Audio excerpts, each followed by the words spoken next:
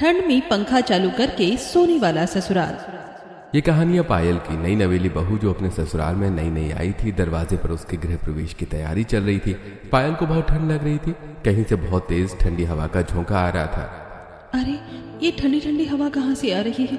बिल्कुल सीधी हवा लग रही है। ऐसा लग रहा है कि अंदर से आ रही है। कोई अलग टाइप का हीटर है क्या जो गर्म हवा देने की बजाय ठंडी हवा फेंक रहा है? पायल ऐसा सोच ही रही थी कि तभी उसकी सास शांति उससे कहती है, बेटा दाहिने पैर से कलश गिराकर घर के अंदर प्रवेश करो।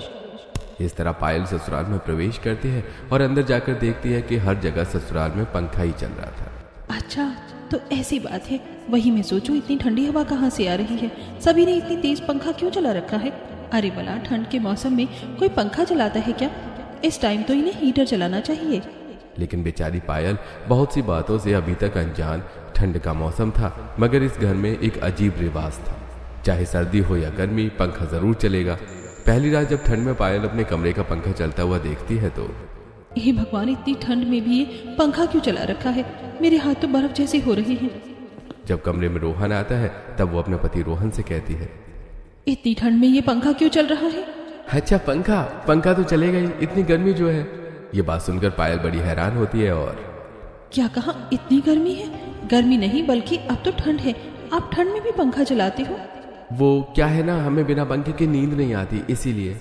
अब पायल आगे कुछ नहीं बोलती और पहले दिनों से ठंड में पंखे के नीचे ही सोना पड़ता है। पूरी रात ठंड में ठिठुरते हुए बिताती है और अगले दिन सुबह उसकी पहली रसोई थी। पायल तैयार होकर हॉल में आती है जहां बाकी सब भी पंखा चलाकर बैठे हुए थे। ये देखकर पायल को कपकपी चढ़ जाती है। सभी ने यहाँ पर भी पंखा चला रखा है। कैसे ससुराल वाले हैं मेरे? ठंड में भी इन्हें इतनी गर्मी लगती है क्या? अरे भाभी, आप क्या सोचने लगी? कुछ नहीं, मैं तो बस ऐसे ही।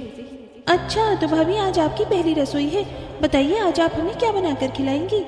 जो आप कहीं मैं वही बनाकर खिला दूंगी। तो एक काम कर बहू, आज हमारे लिए मस्त मस्त गर्मा गर्म छोले भटूरे बना दे। बहुत समय हो गया छोले भटूरे खाए हुए। छोले भटूरे खाकर मजा ही आ जाएगा। ठीक है, मैं अभी बना देती हूँ।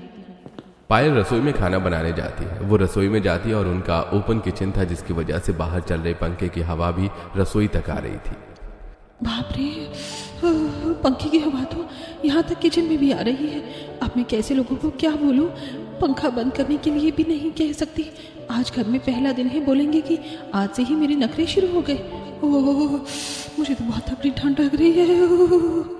पायल ठिठुरते हुए जैसे तैसे करके सबसे पहले मैदे का आटा तैयार कर देती है और उसके ऊपर एक कपड़ा ढककर उसे साइड रख देती है। तब वो छोले उबाल कर उसमें दालचीनी और बाकी खड़े मसाले का छौंक तैयार